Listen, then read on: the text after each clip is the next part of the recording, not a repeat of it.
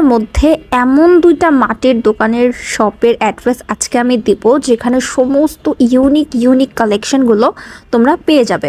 Trust me, ওদের কালেকশনগুলো এত ইউনিক, মানে প্রত্যেকটা মাথা নষ্ট। যেমন মাটি দিয়ে তৈরি করা এই হ্যারিকেন, তারপরে আমার সবচেয়ে পছন্দ হয়েছিল এই মুরগিটা। এগুলো আই থিঙ্ক শপিস হিসেবেই মানুষ ইউজ করে, সো দেখতে খুবই ভালো লাগে। তাছাড়া ফুলদানিরও অনেক কালেকশন ছিল, আর এখানে প্রদীপের অনেক কালেকশন ছিল, আর ছোট ছোট বাটি এগুলোও ছিল।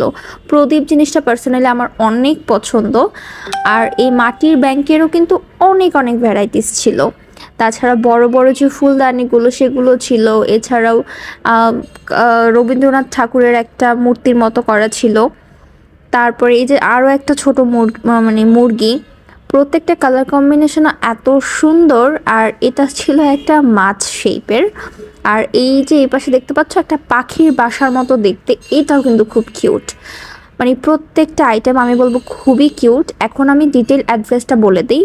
উত্তরা আজমপুর বাস স্ট্যান্ডে নেমেই স্বপ্নর ঠিক অপোজিট যে গলিটা, ওই গলিতেই দেখবা যে বড় বড় দুইটা মাটির দোকানের এরকম শপ আছে। মোটামুটি এই দুইটা শপে সব ধরনের কালেকশনই তোমরা পেয়ে যাবা। দামের আইডিয়া আমি দিচ্ছি না, কারণ হচ্ছে যে এখানে এক একটা জিনিসের এক এক রকম দাম।